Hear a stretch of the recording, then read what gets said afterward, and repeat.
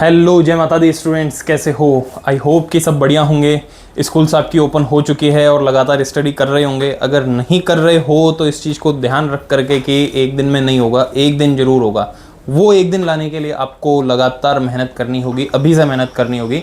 इसलिए अगर अभी भी आपने स्टडी स्टार्ट नहीं की हो तो स्टार्ट कर देना।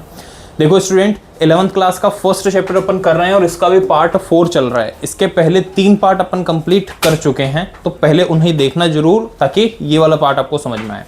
हम कर रहे हैं प्रश्नावली 1.3 स्टार्ट। आज 1.3 प्रश्नावली का फर्स्ट क्वेश्चन स्टार्ट करेंगे। फर्स्ट क्वेश्चन जो है वो आपको ये दे रखा है प्रतीक ये, और ये भरना है। क्या है ये प्रतीक? तो अपन ने पिछले लेक्चर के अंदर बात कर ली थी कि ये क्या बोलता है। ये बोलता है कि ये इसका उपसमुच्चय है। ये बताएगा आपको उपसमुच्चय, ठीक है ना। और अगर बात करूं मैं इस वाले की, तो ये क्या होगा? ये होगा उपसमुच्चय नहीं, उपसमुच्चय नहीं, ठीक है ना।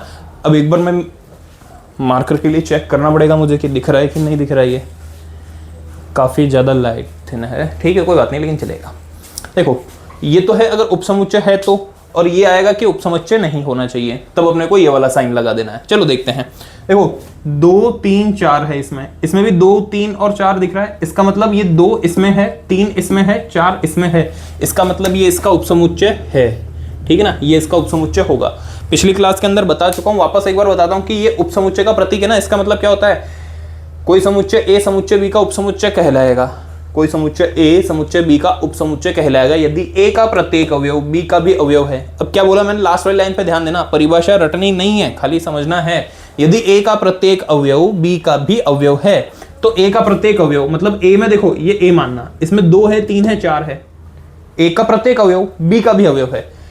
ए का प्रत्येक अवयव क्या 2 इसमें है? हाँ जी है। 3 इसमें है? हाँ जी है। 4 इसमें है? हाँ है। इसलिए ये समुच्चय है। अब जैसे इसको देखते हैं, ए का प्रत्येक अवयव बी का भी अवयव होना चाहिए। देखो ए इसमें है क्या? नहीं है ना भाई। ए इधर तो है लेकिन इधर है क्या? नहीं है। बस इसका उपसमुच्चय ये नहीं हो सकता। अब आप बोलोगे सर बी तो है, सी भी है, लेकिन ए तो नहीं है ना, इसलिए। Third question. अब ये देखो, ये क्वेश्चन बढ़िया है, थोड़ी लैंग्वेज वाला है ना, तो कई बार लगता है कि इसने उलझाने की कोशिश की है। समझना, एक्स एक्स जहां एक्स, अच्छा इसको क्या पढ़ रहा हूं मैं वो भी ध्यान रखना। ये क्या लिखते हैं हम? एक्स, फिर ये बिंदु और ये इस तरीके से लिखा जाता है। इसको पढ़ते हैं हम जहां एक्स, या फिर इसी को अपन ऐसा भी लिख देते हैं एक्स जहां एक्स, ठीक है ना। तो ये क्या लिखा है? एक्स जहां एक्स आपके विद्यालय की कक्षा 11 का एक विद्यार्थी है। 11वीं क्लास का एक विद्यार्थी है, मतलब आप मान लो आप स्वयं हो, क्योंकि आप 11th क्लास का ये लेक्चर देख रहे हो, इसका मतलब 11th क्लास के विद्यार्थी आप स्वयं हो। एक्स जहां एक्स आपके विद्यालय का एक विद्यार्थी है। अब भाई सीधी सी चीज है, आप अपने विद्यालय के विद्यार्थी नहीं हो गया? हाँ जी हो। इसलिए ये इसका उपसमुच्चय होगा, ठीक है ना। कैसे? वापस एक बार बोल रहा हूँ, वापस समझ लेना। एक्स जहां एक्स आपके विद्यालय की कक्षा 11 का एक विद्यार्थी, मतलब 11वीं क्लास में पढ़ने वाला एक छात्र है। दूसरा बोला है कि आपके विद्यालय का छात्र है, विद्यालय का एक विद्यार्थी है। अब विद्यालय का एक विद्यार्थी, इसका मतलब वो छोटी से छोटी क्लास से लेकर के 12th क्लास तक, मतलब कि जो भी आपके चलती हो नर्सरी से लेकर के 12th क्लास तक की सारी जो क्लासेस हैं वो सारी की सारी क्या हैं? आपके विद्यालय का विद्यार्थी है। उसका तो समुच्चय ये हो गया। इसका मतलब आप ये मान लो कि स्कूल में जितने स्टूडेंट्स हैं ना वो सारे के सारे तो इस समुच्चय में आ गए। और इस समुच्चय में कौन आएगा? तो इस समुच्चय में खाली 11वीं क्लास, मतलब केवल आपकी क्लास के स्टूडेंट्स आएंगे। मतलब कि ऑफिस में जाओगे और सारे के सारे अटेंडेंस रजिस्टर उठा लेना, उसके अंदर जितने भी स्टूडेंट्स के नाम है वो सारे के सारे तो इसमें आ गए। आपकी क्लास का अटेंडेंस रजिस्टर ले लेना, उसके अंदर जितने नाम आ गए वो सारे इसमें आ गए। अब क्या ये सारे के सारे इसमें है क्या? हाँ जी है, इसलिए ये इसका उपसमुच्चय है। आगे जाओ, अगले वाले पे बात कर लेते हैं। एक्स जहां एक्स किसी समतल में स्थित एक वृत्त है। एक्स जहां एक्स किसी समतल में स्थित एक वृत्त है। चलो इसको कैसे समझाता हूं मैं, इसको आपको इस तरह से बताता हूं मैं। देखिए ये जो बोर्ड दिख रहा है ना आपको, व्हाइट बोर्ड, ये क्या है? समतल है। ये जो व्हाइट बोर्ड है ना, यही क्या है? समतल है। अब मैं बात कर रहा हूं कि किसी समतल में स्थित एक वृत्त है। ये समतल है, इसमें मैंने एक वृत्त बना दिया, ठीक है। एक्स जहां एक्स किसी समतल में स्थित एक वृत्त है। अगला ये बोल रहा है एक्स जहां एक्स समान समतल में, मतलब इसी समतल में स्थित वृत्त है जिसकी त्रिज्या 1 सेंटीमीटर है, और ये त्रिज्या इसकी 1 सेंटीमीटर होनी चाहिए। अब तो इसके लिए कोई बाउंडेशन दी क्या प्रश्न ने? नहीं दी भाई। इसकी त्रिज्या 1 सेंटीमीटर से कम भी हो सकती है, 1 सेंटीमीटर हो सकती है, 1 सेंटीमीटर से ज्यादा भी हो सकती है। इसके लिए फिक्स कर दिया 1 सेंटीमीटर। इसका मतलब ये जो है ना, ये इसका उपसमुच्चय हो सकता है, किंतु ये इसका उपसमुच्चय नहीं हो सकता, इसलिए ये इसका उपसमुच्चय नहीं है। अगर आप चाहो तो यहाँ पर ये वाला साइन लगा सकते हो, लेकिन ऐसा साइन हम नॉर्मली यूज करते नहीं है अभी, 11th क्लास में हम नहीं यूज करते, इसलिए मत करना। अच्छा, अगर तुम्हारा डाउट है कि सर ये कैसे है भाई, ये समुच्चय कैसे, उपसमुच्चय कैसे नहीं है, तो वापस एक बार बोल रहा हूँ, फिर रिपीट कर लेना, नहीं है तो कमेंट बॉक्स में बता देना आप। x जहां x किसी समतल में स्थित एक वृत्त है, भाई ये हो गया वृत्त, कितने सेंटीमीटर त्रिज्या है इसकी, कुछ दिया है क्या क्वेश्चन ने, नहीं दिया है। चलो इसके लिए क्वेश्चन ने फिक्स कर दिया 1 सेंटीमीटर त्रिज्या है। मैं बोल रहा हूं आपसे, अगर ये उधर होता और ये इधर होता ना, तो मैं उपसमुच्चय का साइन लगा देता, लेकिन यहां पर उपसमुच्चय नहीं है, यही साइन लगेगा। क्यों लगेगा? क्योंकि ये जो ना, ये 1 सेंटीमीटर, 2 सेंटीमीटर, 0.5 सेंटीमीटर कुछ भी हो सकता है, ये फिक्स कर दिया 1 सेंटीमीटर है, इसलिए इसके अवयवों की संख्या ज्यादा हो जाएगी। चलो नेक्स्ट पे आ जाते हैं। पांचवा क्या है, x जहां x किसी समतल में स्थित एक त्रिभुज है, ये समतल है, इसके अंदर एक त्रिभुज हो गया, ठीक है। अगला बोल रहा है x जहां x किसी समतल में स्थित एक आयत है। चलो भाई अब आ जाओ, त्रिभुज आयत का उपसमुच्चय कैसे हो सकता है? हो ही नहीं सकता, बस बात खत्म, इसलिए ये इसका उपसमुच्चय नहीं है। अगला क्वेश्चन देखते हैं। अगला क्या है इसमें 6, x जहां x किसी समतल में स्थित एक समबाहु त्रिभुज है, ये लीजिए जी, ये समबाहु त्रिभुज मैंने बना दिया, ये समबाहु त्रिभुज जिसकी तीनों भुजाएं समान है, समबाहु त्रिभुज है। x जहां x किसी समतल में स्थित त्रिभुज है, ठीक है ना, x किसी समतल में स्थित त्रिभुज है। अच्छा अब ध्यान रखना, इसने कोई बाउंडेशन नहीं दी, किसी समतल में स्थित त्रिभुज है, तो त्रिभुज क्या हो सकता है? त्रिभुज समबाहु हो सकता है, समद्विबाहु हो सकता है, विषमबाहु हो सकता है, समकोण हो सकता है, न्यूनकोण त्रिभुज हो सकता है, दिक्कोण त्रिभुज हो सकता है, मतलब किसी भी प्रकार का त्रिभुज हो सकता है। लेकिन उसमें से पर्टिकुलर कौन सा ले लिया आपने? समबाहु त्रिभुज ले लिया, इसलिए ये क्या है, ये इसका उपसमुच्चय होगा, ठीक है ना, ये इसका उपसमुच्चय होगा। अगला देखते हैं, और लास्ट इज फर्स्ट का, x जहां x समप्राकृत संख्या है। चलो ठीक है, इसका भले चाहो तो आप समुच्चय बन जाएगा, सेट मतलब बन जाएगा, तो रोस्टर रूप बना लेते हैं इसका। देखो इसका अगर रोस्टर रूप बनाऊं मैं, x जहां x समप्राकृत संख्या है, तो समप्राकृत संख्या क्या होती है? 2। समप्राकृत संख्या, प्राकृत संख्या 1 से शुरू होती है और बात कर रही है 1 2 3 4 5 6 7 8 अनंत तक चलेगी। समप्राकृत संख्या, इसका मतलब अब आपको इन प्राकृत संख्या जो भी मैंने बोली ना, इसमें से सम संख्या लेनी है, तो 2 4 6 8 10 और ये कहां तक चलेगी? अनंत तक चलेगी, ठीक है। x एक पूर्णांक है। अच्छा पूर्णांक क्या होता है? तो पूर्णांक होता है भाई माइनस अनंत से चलते हुए आएगा, -3 -2 -1 0 1 2 और 3 और फिर ये अनंत तक चलेगा। अब बताओ क्या ये इसका उपसमुच्चय हो सकता है क्या? तो हाँ बिल्कुल हो सकता है भाई। 2 4 6 8 10 इसमें दिख रहे हैं क्या भाई? 2 दिख रहा है, फिर आगे डैश डैश लगा रखा है, मतलब 4 भी होगा, 6 भी होगा, 8 भी होगा, 10 होगा, मतलब सारे के सारे आ जाएंगे इसमें, इसलिए ये इसका उपसमुच्चय होगा। यहाँ पर अपना ये फर्स्ट क्वेश्चन कंप्लीट भी हो गया। बस इतना सा था, केवल आपको ये चीज समझ में आनी चाहिए कि ये वाला जो निशान अपन ने लगाया है इसका क्या मतलब है। अच्छा फिर वापस बोल रहा हूँ, बार बार बोल रहा हूँ, इस चीज को ध्यान रखना। देखो ये 2 निशान अलग अलग हैं, ठीक है ना, ये दोनों निशान अलग अलग हैं, इसका मतलब होता है बिलोंग्स टू। क्या होता है ये होता है बिलोंग्स टू, इसका मतलब अवयव है। इसका मतलब क्या होता है? इसका मतलब होता है अवयव है। ये क्या है? ये होता है सबसेट। यह सबसेट, सबसेट का मतलब उपसमुच्चय, ठीक है। चाहो तो वापस नोट कर लेना इसको अलग से, लेकिन इनको समझने में मिस्टेक मत करना, वरना क्वेश्चन सॉल्व नहीं कर पाओगे। साइड में होता हूं, जल्दी से नोट कर लो इसको, फिर अगला क्वेश्चन करते हैं।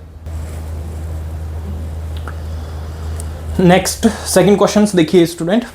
सेकंड क्वेश्चन जो है उसके अंदर भी आपको क्या करना है? सत्य या फिर असत्य बताना है। केवल इतना बताना है कि सत्य है या असत्य। और थर्ड क्वेश्चन जो है उसके अंदर भी सत्य अथवा असत्य बताना है।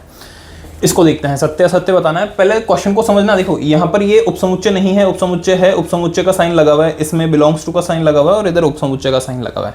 हमें ये समझना है कि इसने जो साइन दे रखे हैं वो सही लगाए हैं या फिर नहीं लगाए हैं। चलो समझते हैं। ए इसके अंदर दिख रहा है क्या? इसके अंदर ए दिख रहा है क्या? हाँ जी दिख रहा है। इसके अंदर बी दिख रहा है, इसके अंदर भी बी दिख रहा है। इसका मतलब ये तो उपसमुच्चय होना चाहिए था, लेकिन क्वेश्चन क्या बोल रहा है? ये इसका उपसमुच्चय नहीं है, इसलिए ये क्या है? असत्य है। क्या है ये असत्य कथन है। सेकंड पे आ जाओ। ए ई सबसेट ऑफ, ये किसका? उपसमुच्चय का। तो ए ई उपसमुच्चय है किसका? एक्स। एक्स जहां एक्स अंग्रेजी वर्णमाला का एक स्वर है। अच्छा अंग्रेजी वर्णमाला का एक स्वर मैं बनाऊं तो क्या बनेगा? ए ई आई ओ और यू, ये बनेगा। अच्छा इसकी जगह पे तो ये आ जाएगा। अब देखो ए और ई, क्या इधर ए और ई दिख रहे हैं? हाँ जी दिख रहे हैं। तो क्या ये इसका उपसमुच्चय होगा? हाँ होगा। इसलिए ये वाला जो है ये क्या होगा? ये होगा सत्य, ठीक है ना। एक बार मैं चेक कर लेता हूं कि क्या कैमरे में राइट दिख रहा है क्या? हाँ जी, सही दिख रहा है कैमरे में, देखो। अच्छा, थर्ड पे आ जाओ, 1 2 और 3। अब देखना, 1 इसमें दिख रहा है, 1 इसके अंदर भी दिख रहा है, 2 इसमें दिख रहा है, 2 इसमें दिख रहा है क्या? नहीं दिख रहा है। इसका मतलब ये तो उपसमुच्चय नहीं हो सकता। 3 तो दिख रहा है लेकिन 2 नहीं दिख रहा ना, इसलिए ये कैसा कथन हो जाएगा? असत्य कथन हो जाएगा, क्योंकि क्वेश्चन बोल रहा है कि ये उपसमुच्चय है, जबकि वास्तव में ये इसका उपसमुच्चय नहीं है। नेक्स्ट, A और इधर है ABC। अब देखना, A क्या इसका उपसमुच्चय हो सकता है? तो हाँ, हो सकता है, इसलिए इसका क्या है? उपसमुच्चय है, तो ये क्या है? सत्य है। ये वाला कथन सत्य है। नेक्स्ट देखो, A इसका उपसमुच्चय हो सकता है, A इसका अवयव हो सकता है। क्या बोल रहा हूं मैं? A अकेला इसका अवयव हो सकता है, लेकिन इसको जैसे ही डब्बे में बंद कर दिया तो ये समुच्चय बन गया। अब ये जो ना, ये अवयव है, ये वाला साइन क्या बोलता है? ये इसका अवयव है, तो A इसका अवयव नहीं है।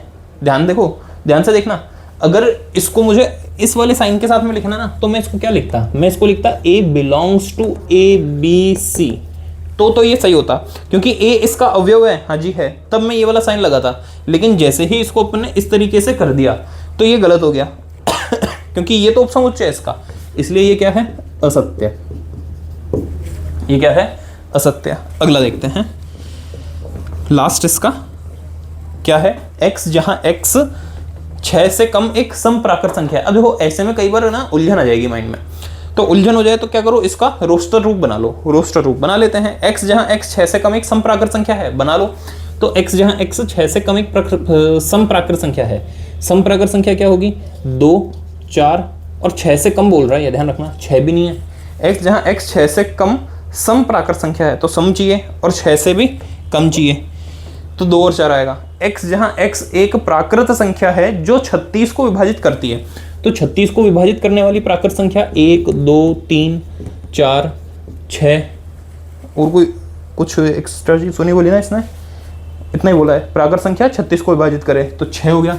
फिर उसके बाद में 9 से भी जाएगा, 12 से भी जाएगा और 18 से भी जाएगा, उसके बाद में 36 से खुद से जाएगा। अब देख लेना इसमें कुछ बीच में छूटा नहीं हो।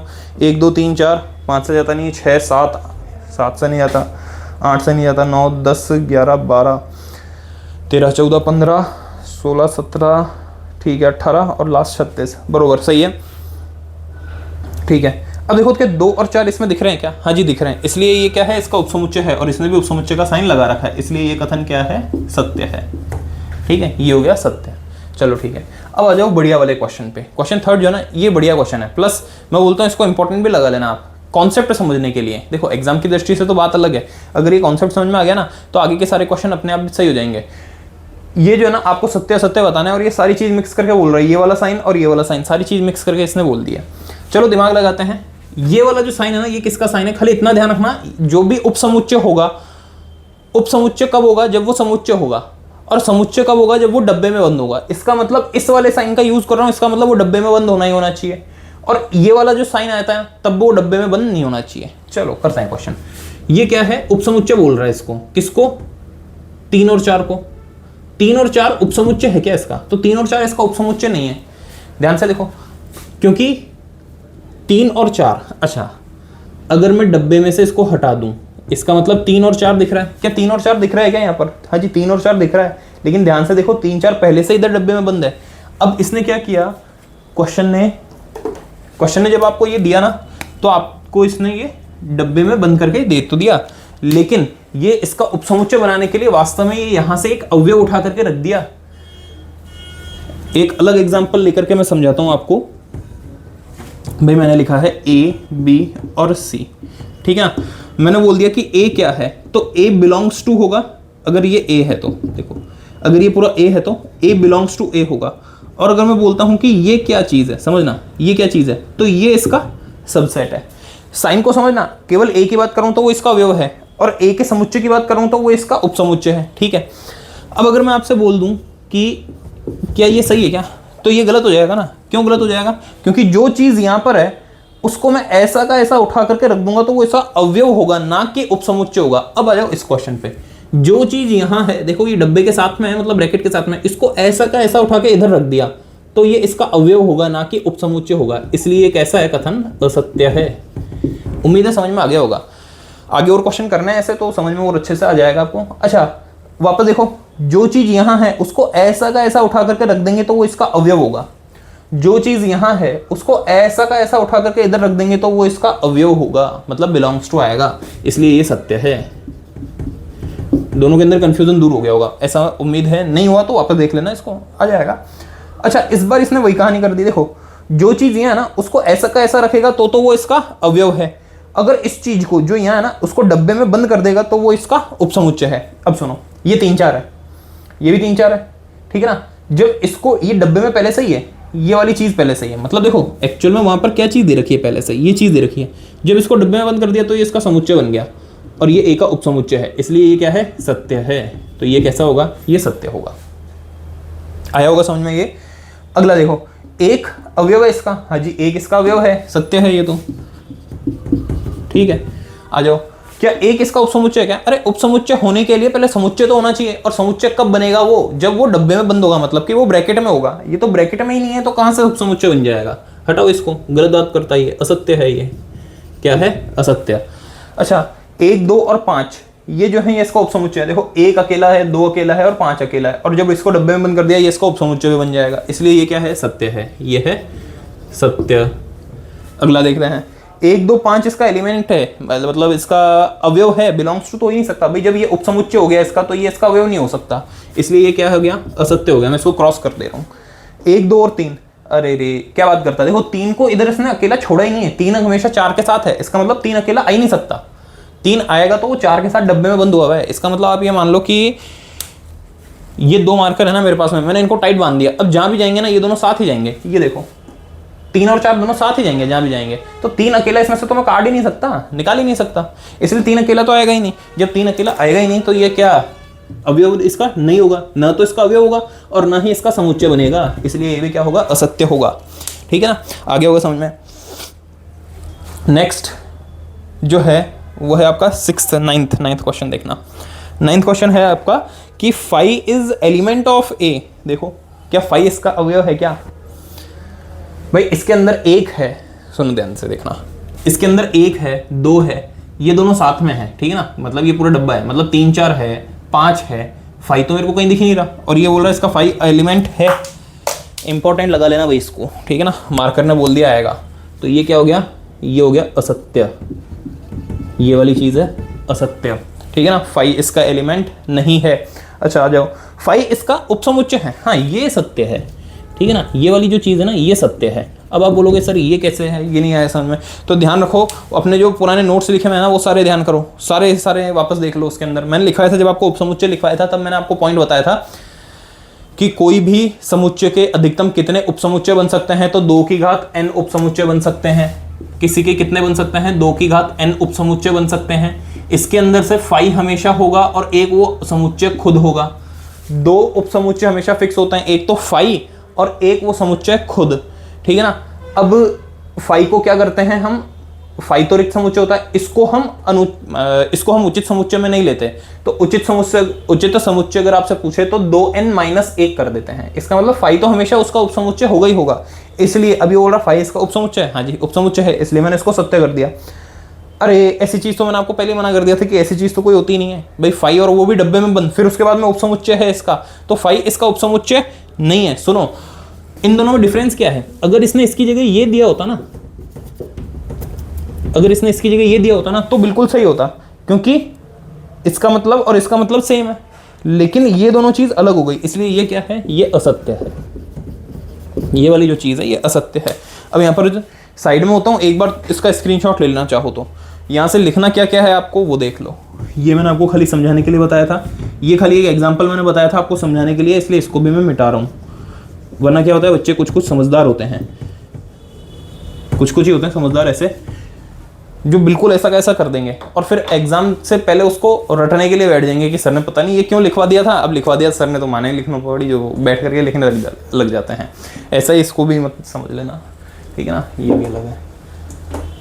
मैंने स्टूडेंट्स ऐसे भी देखे थे कि उसके पास में पूरा पेपर पड़ा है, लेकिन जो सर ने बोर्ड पे जैसा लिखा ना वैसा ही लिखना है। मतलब पहले बीच में एक पेज के ऊपर पार्टीशन करके इधर ये लिखेगा, इधर ये लिखेगा, नहीं आ रहा ना पेज पे, फिर भी नीचे का पेज पूरा खाली है। तो इतना तो तुम समझना, तुमको नोट्स अपने हिसाब से बनाने हैं, प्लस 11th क्लास में आ चुके हो तुम, इसलिए ये सेकंड क्वेश्चन तरीके से पूरा लिख लेना, ठीक है। उसके नीचे थर्ड क्वेश्चन ये रहा, ये थर्ड क्वेश्चन लिख लेना। मेरे पास में बोर्ड ये है, वाइट बोर्ड है, जगह कम रहती है, इसलिए मैं इसके पार्टीशन करके उधर लिख देता हूँ। लेकिन मैंने देखा स्टूडेंट्स जो होंगे ना उनको नहीं आएगी, कुछ कुछ होते हैं ऐसे स्टूडेंट्स, वो क्या करेंगे, सर ने ऐसा लिखा मतलब ऐसा ही लिखना चाहिए शायद, इसलिए उसके पास में जगह है लेकिन फिर भी पार्टीशन करके इस तरफ लिखेगा। तो ऐसा मत करना, पूरी तरीके से साइड होता हूँ, पूरा देख लो अच्छे से, चाहो तो पॉज करके नोट करो, चाहो तो स्क्रीनशॉट ले लो। नेक्स्ट 2 क्वेश्चन और लिखे हैं बोर्ड पर। देखो क्वेश्चन ये बोल रहा है आपको कि चौथा क्वेश्चन जो है ना, इसके अंदर इन सबके उपसमुच्चय लिखने हैं, जितने भी उपसमुच्चय इनके बन सकते हैं वो सारे लिखने हैं। चलो थोड़ा सा अलग हट करके सोचते हैं। मैंने आपको एक फॉर्मूला बताया था कि किसी के कितने उपसमुच्चय संभव है, उसका फॉर्मूला अपन देते हैं 2 की घात n से, ठीक है ना। n क्या है, इसके अवयवों की संख्या। तो जो पहला वाला दिख रहा है ना आपको, वैसे आपको ये करना नहीं है, लेकिन मैं आपको एक तरीका बता रहा हूं कि आप कितना सोच सकते हो वो समझना। 2 की घात n, तो इसके अंदर अवयव कितना है, 1, तो इसके सीधे सीधे कितने बनने चाहिए, n की जगह पे 1 रखूंगा तो 2 की घात 1 मतलब 2 बनने चाहिए, मतलब इसके उपसमुच्चय बनने चाहिए 2। फिर इसमें देखो कितने अवयव हैं, 2 अवयव है ना, तो इधर n की जगह 2 रखूंगा तो 2 की घात 2 कितना हो जाएगा, 4, इसके अवयव बनने चाहिए 4। इधर 3 है तो 2 की घात 3 अवयव बनने चाहिए 8। अच्छा ये 5 है, 5 को अपन और क्या बोलते हैं, रिक्त समुच्चय, या क्या बोलते हैं, शून्य समुच्चय, मतलब कि जिसके अंदर एक भी अवयव नहीं हो। तो जिसके अंदर कोई भी अवयव नहीं है मतलब कितने अवयव हैं, शून्य, तो इधर 2 की घात क्या आ जाएगी, 0, और किसी की भी घात 0, मान हमेशा क्या हो जाएगा, 1। इसका मतलब इसका उपसमुच्चय कितना बनेगा, 1 ही बनेगा। चलो ये कितने बनेंगे वो बता दिए, अब कौन कौन से हैं, कैसे बन रहे हैं वो समझ लेना। भाई इसका उपसमुच्चय क्या बनेगा, तो इसका एक तो 5 बन जाएगा, मतलब कि रिक्त लिख देना, ऐसा लिख देना, ध्यान रखना ये चीज मत लिख देना, ये गलत है, ठीक है ना। या तो ये लिख देना, और दूसरा उपसमुच्चय क्या बनेगा, दूसरा ये खुद बन जाएगा। 2 बनने थे इसके, 2 की घात 1 रखूंगा 2 बनेंगे, 1 और 2 बन गए। इसके देखो इसके कितने बनेंगे, सबसे पहले तो एक 5 बना दो, या तो 5 बनेगा या फिर ऐसा बनेगा, मैंने इसको 5 बना दिया, एक तो 5 बना दिया। फिर उसके बाद में पहले एक एक अवयव ले लेना, तो A B, एक एक अवयव ले लिया। अब दोनों अवयव ले लो साथ में, A B। अब देखो कितने, 2 की घात 2 रखूंगा 4 आ जाएंगे, 1 2 3 4, 4 अवयव, बिल्कुल सही। आ जाओ इस पे, तो इसके कितने बनने चाहिए, 8 बनने चाहिए। अब देखो बनाने का तरीका भी सीख लेना, सबसे पहले तो 5 जिसमें एक भी अवयव नहीं, अब एक एक अवयव लेकर के बना दो, तो एक एक अवयव लेकर के बनाऊंगा तो 2 बन गया, फिर एक अवयव लेकर के 3 बन गया। अच्छा एक लिखा ही नहीं, क्या एक सबसे पहले लिखना था, लेकिन कोई बात नहीं, मैं लिखना भूल गया तो अब लिख देता हूँ। एक एक अवयव लेके बना दिया। अब 2 अवयव लेके बनाना, तो 2 अवयव लेके बनाऊंगा, सबसे पहले 1 2 ले लिया, फिर उसके बाद में 1 3 ले लिया, ठीक है। अब उसके बाद में 2 3 ले लिया, ठीक है। अब देखो कितने हो गए, 1 2 3 4 5 6 7, 2 अवयव लेकर के बना लिया। अब 3 अवयव है ना, तीनों के अवयव लेकर बना लो, तो 3 का अवयव लेकर के 1 ही बनेगा जो ये खुद होगा, ये देख लो बन गए 8 बनने चाहिए थे, 8 बन गए। अब इसका क्या बनेगा, तो इसका 1 ही बनेगा और वो 5 खुद होगा। अब मेरी बात को ध्यान से सुनना, क्या बोल रहा हूं मैंने आपको अभी थोड़ी देर पहले एक कॉन्सेप्ट बताया कि ये जो 2 की घात n बनता है ना, इसके अंदर क्या होता है, एक तो 5 होता है और एक वो खुद होता है, मतलब कि अगर a है तो a स्वयं होगा। अब देख लो इसके अंदर एक 5 खुद है, 5 है मतलब कि रिक्त समुच्चय, और एक ये खुद है, एक ये खुद है AB, और एक 5 है, एक 5 है और एक ये खुद है। अब ये तो खुद ही वही है जो है, तो ये 5 भी वही है और ये स्वयं समुच्चय भी वही है, ठीक है। ये था अपना क्वेश्चन नंबर 4। आ जाओ अगला क्वेश्चन नंबर 5। ये बोल रहा है इसको अंतराल रूप में लिखना है। अच्छा देखो अंतराल के बारे में मैंने पिछली क्लास के अंदर आपको थोड़ा बहुत बताया था, अभी थोड़ा अच्छे से समझा देता हूँ आपको। क्वेश्चन जब भी बोलता है ना कि आर, पहली चीज तो आर का मतलब समझो तुम लोग। आर का मतलब क्या है, तो मैंने आपको एक बार वो लिस्ट बनवा दी थी कि एन का मतलब क्या है, नेचुरल नंबर मतलब कि प्राकृत संख्या है जो कि 1 से शुरू होगा अनंत तक जाएगा। डब्ल्यू क्या है, 0 से शुरू होकर अनंत तक जाने वाला, मतलब 0 1 2 3 4 5 6 7 8। डब्ल्यू के बाद में फिर जेड आएगा परिमेय, फिर क्यू आएगा परिमेय संख्या, जेड आएगा जो कि होगी आपके पूर्णांक संख्या, और आर आएगा रियल नंबर। अब मेरी बात समझना आप, मैंने जब बात करी नेचुरल नंबर की, तो नेचुरल नंबर मेरा शुरू हो रहा है 1 से लेकर के और अनंत तक जा रहा है। बात करी डब्ल्यू की तो 0 से शुरू हो रहा है और अनंत तक जा रहा है। जब मैं बात कर रहा हूं आर की, तो वास्तव में क्या आर का मतलब क्या है, रियल नंबर मतलब कि वास्तविक संख्या। तो क्या वास्तविक संख्या को मैं वास्तव में इस तरीके से लिख सकता हूं क्या, 0 1 2 3 करके? अगर तुम ऐसा लिख रहे हो इसको कि अनंत तक, तो बताओ फिर माइनस वाले नंबर कहां गए? चलो ठीक है, अब तुमने बोला सर मैं तो इसको ऐसा लिख देता हूँ -3 -2 -1 0 1 और ये लो, तो मैं बोलूंगा फिर इसके अंदर और पूर्णांक के अंदर क्या अंतर रहा जिसको अपन जेड से लिख रहे हैं, ठीक है ना, ध्यान रखना जेड से अपन पूर्णांक को लिख रहे हैं ना, तो पूर्णांक में और इसमें क्या अंतर रहा, सोचो भैया, तो वो इस चीज हो गई।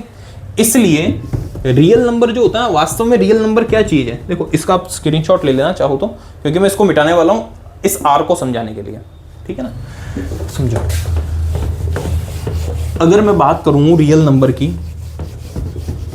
तो रियल नंबर को वास्तव में अंतराल रूप में ही लिखना पड़ेगा, क्योंकि बिना अंतराल रूप के उसको लिख पाना संभव नहीं है। कैसे संभव नहीं है, जैसे मैंने ये चीज लिख दी, समझना 1 2 3 और ये लिख दिया, तो तुम्हारे दिमाग में अपने आप आ जाएगा कि सर ये क्या है, ये प्राकृत संख्याओं का समुच्चय है, ये प्राकृत संख्याओं का समुच्चय है। जैसे ही मैंने लिख दिया 0 1 2 3 और ये, तो तुरंत आपके माइंड में आ जाएगा कि सर ये पूर्ण संख्याओं का समुच्चय है, ठीक है ना, पूर्ण संख्याओं का समुच्चय है।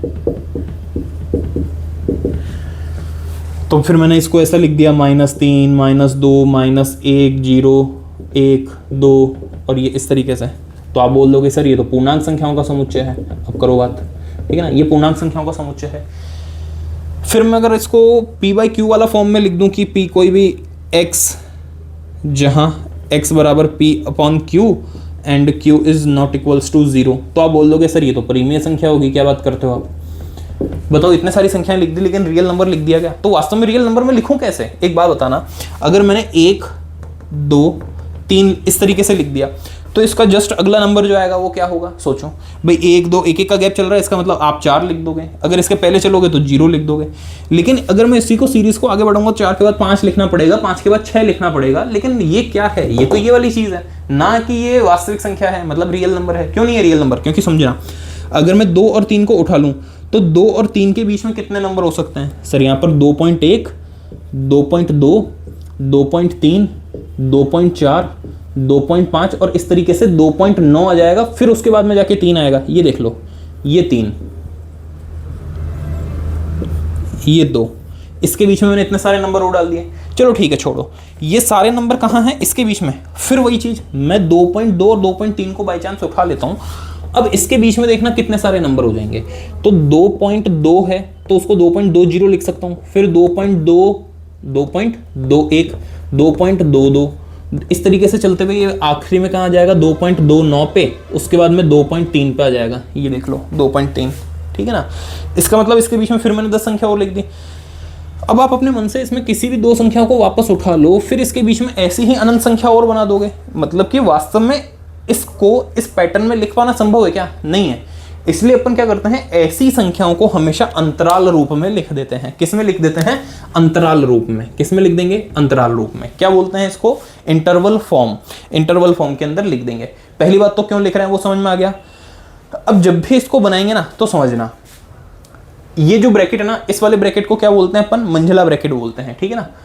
इसके अलावा एक ये ब्रैकेट होता है और एक ये वाला ब्रैकेट होता है, ठीक है।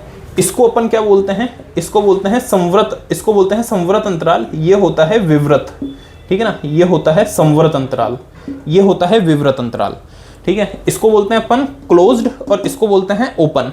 क्या बोलते हैं इसको, CLOSED, क्लोज्ड, और इसको बोलते हैं ओपन। ये वाला ओपन ब्रैकेट है, ये वाला क्लोज ब्रैकेट है।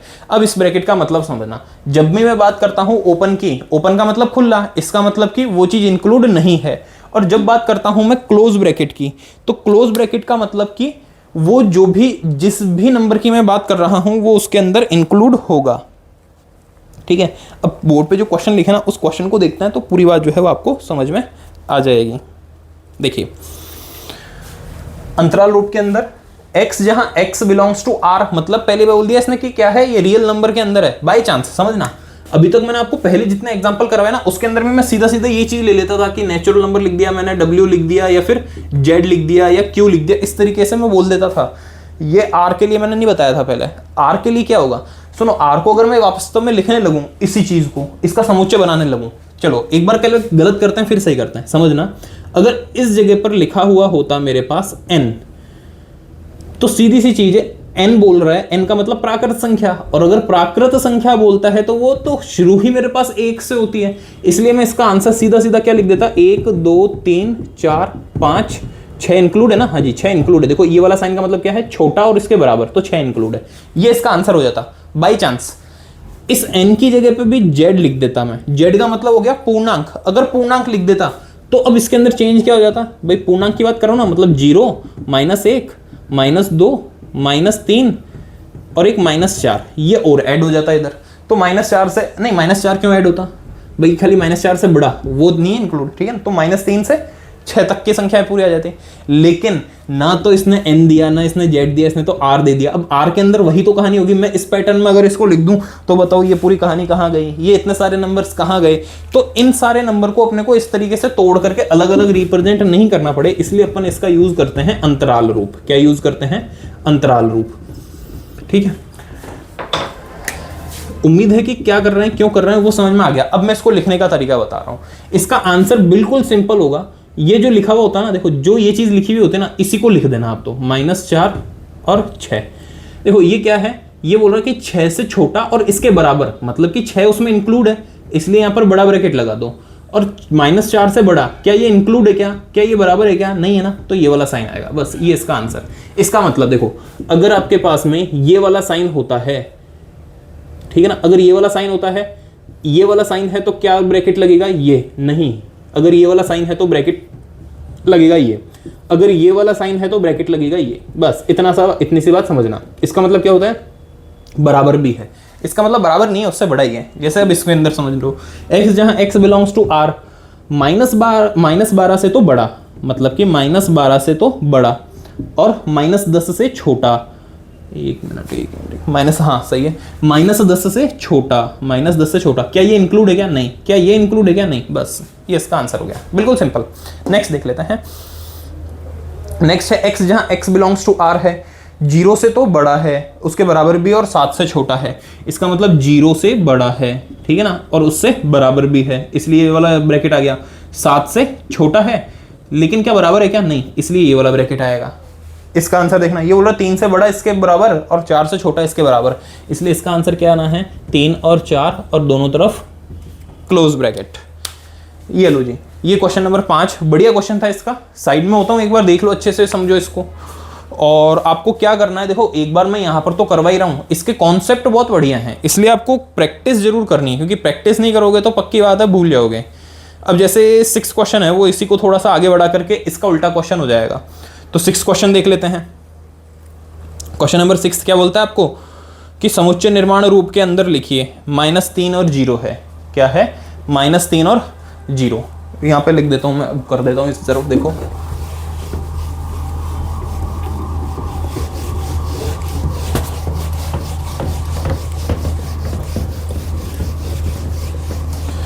इस बार क्या करना है, इस बार आपको समुच्चय अंतराल रूप दिया है, ठीक है ना। क्वेश्चन नंबर 6,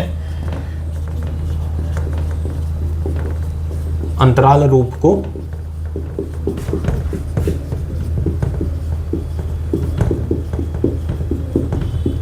समुच्चय निर्माण रूप में लिखिए, ठीक है ना, ये है अपना क्वेश्चन। अब उससे अपोजिट चलेगा, तो पहला है -3, 0, ये है -3, 0, ठीक है। अच्छा, इसको अगर लिखना है तो इसको क्या लिख देंगे अपन, समझना। देखो शुरुआत की कहानी तो वैसी रहेगी, x जहां x बिलोंग्स टू r।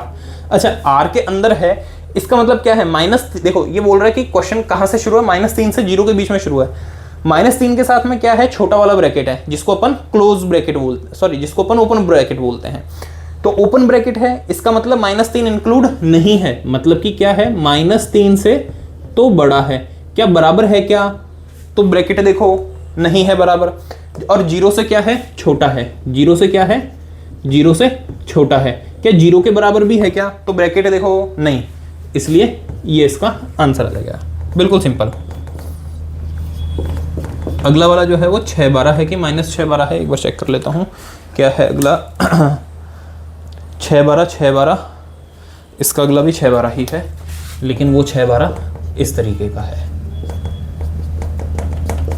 ठीक है ना। ये 2 क्वेश्चन अपने। अब देखो, एक तो है ये वाला 6 12, तो इसको अपन क्या लिख देते हैं जी, इसको लिख देते हैं x, जहां x बिलोंग्स टू r। ये तो चीज फिक्स हो गई। अब 6 से बड़ा है और 12 से छोटा है। ध्यान से देखो, क्या 6 इंक्लूड है क्या? तो बड़ा ब्रैकेट है इसलिए इंक्लूड है, 12 की साइड भी इसलिए ये, ठीक है। इसको देखो ध्यान से, तो ये क्या बोल रहा है? अच्छा समझदार बच्चों, देखो एक गलती मत कर देना तुम लोग। कई बार क्या सोचते हैं अपन कि इसका मतलब 6 इंक्लूड नहीं है, इसका मतलब 6 से अपने को बड़ी संख्या की तरफ चलना है। तो 6 से बड़ी संख्या कौन सी आ जाएगी भाई? 6 से 12 चल रहा है ना, 6 से बड़ी संख्या कौन सी आ जाएगी? 7 आ जाएगी। ये लो, अपन क्या करते हैं इसको कई बार जल्दबाजी में अंदर अपन इस तरीके का कर देते हैं, ठीक है ना। देखो इन दोनों में बहुत फर्क हो जाएगा, गलत हो जाएगा ये। क्यों गलत हो जाएगा? ध्यान से सुनना, गलत हो जाएगा ये। क्यों गलत हो जाएगा? क्योंकि क्वेश्चन क्या बोल रहा है? 6 इंक्लूड नहीं है, लेकिन 6 से लेकर के 12 तक के सारे नंबर है, 6 इंक्लूड नहीं है। इसका मतलब 6.1, 6.2, 6.3, लेकिन मैंने तो यहाँ पर 7 लिख दिया। तो 6.1, 6.2, 6.3 ऐसी संख्याएं तो इसमें काउंट ही नहीं हुई, इसलिए ये वाली जो चीज़ है ना, ये चीज़ गलत हो गई। तो इसको अपन को करना क्या है? जो लिख रहे थे ना वैसा ही चलना है, और वही चीज़ का ध्यान रखना है। क्या इधर क्या आ जाएगा? 6 और ये, बस इतना सही क्वेश्चन। थर्ड था। फोर्थ क्वेश्चन देख लेते हैं। फोर्थ जो है वो -23 से 5। कितना है? -23 से 5। यह है -23 से 5, ठीक है। ये देखिए, ठीक है, -23 वाला जो है वो क्लोज ब्रैकेट है, हाँ सही है। तो इसको भी अपन क्या लिख देंगे? x, जहां x बिलोंग्स टू तो है r, फिर उसके बाद में -23, फिर उसके बाद में x, और इसके बाद में 5, ठीक है। अब समझो, क्या 5 इंक्लूड है क्या? तो 5 इंक्लूड नहीं है, इसलिए खाली ये वाला साइन आ जाएगा। क्या -23 इंक्लूड है? तो हाँ, -23 जो है वो इंक्लूड है, तो ये इसका आंसर आ जाएगा। ये था अपना क्वेश्चन नंबर 6 भी हो गया कंप्लीट। देखो बोर्ड पर ध्यान से, अच्छे से समझो, नोट करते जाओ इसको, ठीक है ना। क्वेश्चन जो है वो ज़्यादा हार्ड कुछ है नहीं, केवल कॉन्सेप्ट को समझना है कि कहाँ पर कौन सा साइन लगता है, बिलोंग्स टू, उपसमुच्चय, और ये जो अंतराल वाले हैं ये किस तरीके से होते हैं, ठीक है। बाकी के 2 क्वेश्चन बचते हैं, अपन इस एक्सरसाइज को कंप्लीट करते हैं अब। नेक्स्ट 7th क्वेश्चन देखिए। 7th क्वेश्चन आपसे पूछ रहा है कि निम्नलिखित समुच्चयों के लिए सार्वत्रिक समुच्चय बताइए। तो सार्वत्रिक समुच्चय क्या होता है वो मैंने पहले बता दिया था आपको, उसको अपन बोलते हैं वैसे यूनिवर्सल सेट, ठीक है ना। सार्वत्रिक समुच्चय जो कुल मिलाकर के जिसका ये उपसमुच्चय बन जाए, ठीक है ना। अब आप खुद दिमाग लगा के बताना, समकोण त्रिभुजों का समुच्चय किसके लिए उपसमुच्चय होगा? तो अगर मैं इसके लिए लिख दूं कि समस्त त्रिभुजों का समुच्चय, क्या लिख दूं? समस्त त्रिभुजों का समुच्चय, ठीक है ना। अगर मैंने लिख दिया समस्त त्रिभुजों का समुच्चय, तो बताइए क्या उसमें समकोण त्रिभुज आ जाएंगे क्या? आ जाएंगे। इसलिए ये जो है ये इसका उपसमुच्चय बन जाएगा ना। तो बस ये जो होगा ये इसके लिए क्या हो जाएगा? सार्वत्रिक समुच्चय हो जाएगा। अच्छा, समद्विबाहु त्रिभुजों का समुच्चय, तो इसके लिए आप चाहो तो समबाहु त्रिभुजों का समुच्चय भी लिख सकते हो, लेकिन नहीं, उसके अंदर समद्विबाहु त्रिभुज जो भी समबाहु है वो सारे समद्विबाहु तो हैं, लेकिन उल्टा सही नहीं है। इसलिए इसके लिए भी आप क्या रख सकते हो? यही आंसर लिख सकते हो कि मैंने लिख दिया समस्त त्रिभुजों का समुच्चय। अब उसमें समकोण त्रिभुज भी आ गए सारे, उसमें समद्विबाहु त्रिभुज भी आ गए सारे। बिल्कुल सिंपल क्वेश्चन। अच्छा, इस क्वेश्चन को देखते हैं। क्वेश्चन ये बोल रहा है कि इन तीनों के लिए कौन सा सार्वत्रिक समुच्चय हो सकता है, मतलब कि इनमें से ऐसा समुच्चय ढूंढना है जिसके लिए ये तीनों के तीनों उपसमुच्चय हो जाएं। तो किसके लिए ये तीनों उपसमुच्चय हो सकते हैं, ठीक है ना। एक बार इसकी क्वेश्चन की जो लैंग्वेज है वो मैं पढ़ करके सुना देता हूं आपको, क्योंकि क्वेश्चन जो है ना वो लैंग्वेज में आपको उलझाने की कोशिश करेगा। लैंग्वेज है क्वेश्चन की, समुच्चय ए 1 3 5, समुच्चय बी 2 4 6 और सी 0 2 4 6 8 प्रदत्त है। इन तीनों समुच्चयों ए, बी और सी के लिए निम्नलिखित में से कौन सा सार्वत्रिक समुच्चय लिए जा सकते हैं? इसमें से कौन सा है जो सार्वत्रिक समुच्चय ले सकते हैं? तो सुनो, अगर मैं बात करूं 1 3 5 के लिए, सबसे पहले की बात करता हूं। 1 3 5, देखो 1 दिख रहा है, 3 दिख रहा है, 5 दिख रहा है, ठीक है। बी में 2 4 6, तो इसमें भी 2 4 और 6 दिख रहा है, ठीक है। 0 2 4 6 8, 0 2 4 6, लेकिन 8 नहीं दिख रहा, इसलिए सी की वजह से ये क्या हो गया? कैंसिल हो गया, क्योंकि सी के पास 8 है लेकिन इसके पास नहीं है। चलो, ये तो खुद ही रिक्त समुच्चय है, इसके पास तो कुछ है ही नहीं बेचारा, गरीब आदमी, ठीक है ना, इसलिए तो हो ही नहीं सकता। चलो इस पे आओ। देखो 1 3 5, 1 दिख रहा है, 3 दिख रहा है, 5 दिख रहा है, ठीक है। 2 4 6, 2 दिख रहा है, 4 दिख रहा है और 6 भी दिख रहा है। इधर 0 2 4 6 8 दिख रहा है, 0 2 4 6 8, बल्कि कुछ एक्स्ट्रा ही है। इसका मतलब इसको मैं सार्वत्रिक समुच्चय ले सकता हूँ। इसको देखो तो 1 3 5, 1 है 3 है 5 है, हो जाएगा। 2 4 6, 2 है 4 है 6 हो जाएगा। 0 2 4 6 8, तो 0 ही नहीं है। 2 4 6 8 तो है लेकिन 0 नहीं है, इसलिए ये भी नहीं होगा। तो ये क्या होगा इसका, ये होगा इसका सार्वत्रिक समुच्चय। कौन सा, ये वाला होगा इसका सार्वत्रिक समुच्चय। चलो ये अपने पास में ये वाली एक्सरसाइज तो खत्म हो गई। कौन सी, 1.3 कंप्लीट हो गई। अब मैं आपको एक कॉन्सेप्ट बताता हूँ, फिर उसके बाद में अपन जो है वो नेक्स्ट लेक्चर के अंदर मतलब नेक्स्ट वीडियो के अंदर करेंगे। एक चीज़ बताता हूँ, समझना ध्यान से, समझ में आ जाएगी। बहुत बढ़िया, नहीं आता है तो नेक्स्ट क्लास के अंदर ही उसके फिर अपने पास क्वेश्चंस हो पाएंगे, तब और अच्छे से समझ में आ जाएगा। इसको अपन बोलते हैं वेन आरेख। क्या बोलते हैं, वेन आरेख, ठीक है ना। वेन आरेख के पहले सम्मिलन कर लेते हैं, सम्मिलन और सर्वनिष्ठ, ठीक है ना। दो चीज़ होती है, एक को बोलते हैं सम्मिलन, एक को बोलते हैं सर्वनिष्ठ। आज खाली आपको मैं सम्मिलन करवा देता हूँ, ठीक है ना। इसको बोलते हैं अपन सम्मिलन, ठीक है ना। सम्मिलन, समुच्चयों का सम्मेलन, समुच्चयों का सम्मेलन क्या होता है, इसको अपन बोलते हैं सम्मेलन। सम्मेलन का मतलब होता है यूनियन, ठीक है ना। सर्वनिष्ठ मतलब कि इंटरसेक्शन, सम्मेलन यूनियन ऑफ सेट। जैसे माना अपन ने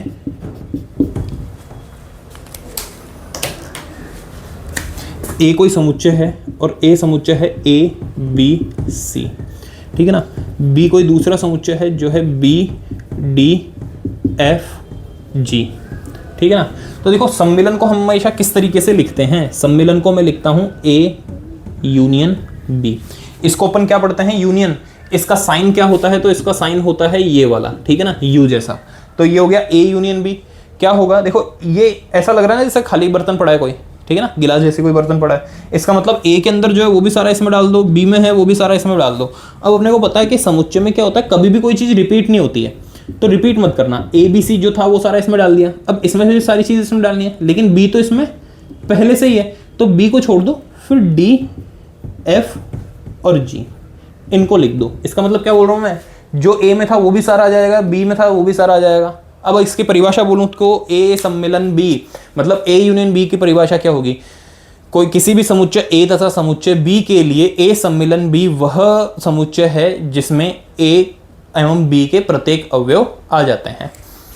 ए के भी सारे अवयव आ गए, बी के भी सारे अवयव आ गए, कोई भी रिपीट होना नहीं है। इसको अपन क्या बोलते हैं, ए यूनियन बी बोलते हैं। बात समझ में आ गई होगी। जैसे एक और एग्जांपल लेकर के बता देता हूँ मैं। जैसे ए बराबर लिख दिया मैंने 1 2 3 4 5, ठीक है, और बी बराबर मैंने लिख दिया 2 4 6 8 और 10। अगर मैंने आपसे पूछ लिया कि ए यूनियन बी क्या होगा, मतलब इन दोनों का सम्मेलन क्या होगा, तो क्या करोगे भाई, दोनों को मिक्स कर देना। मतलब 1 2 3 4 ये और 5 भी है, ये 5 तक तो इसके तो सारे आ गए। अब मेरे को बी के भी सारे अवयव लेना है, तो इसके 2 4 6 8 10 लिखना है, लेकिन 2 तो पहले ही आ चुका, 4 पहले आ चुका, तो वापस लिखने की जरूरत नहीं है। क्या लिखूंगा, 6 8 10 लिखूंगा सीधा, 6 8 और 10, बस ये हो गया इसका सम्मेलन, ठीक है। अब अपने पास में क्या चीज बच रही है, एक इसका अगला बच रहा है, इसको अपन बोलते हैं सर्वनिष्ठ। वो मैं अभी नहीं करवाऊंगा, वो हम नेक्स्ट लेक्चर के अंदर करेंगे। आज के लिए केवल इतना ही रखेंगे। नेक्स्ट पार्ट के अंदर अपन सम्मेलन के बाद में सर्वनिष्ठ क्या होता है वो कर लेंगे, उसके क्वेश्चन कर लेंगे, 1.4 को स्टार्ट कर देंगे, ठीक है ना स्टूडेंट्स। लेक्चर अपन एंड करते हैं।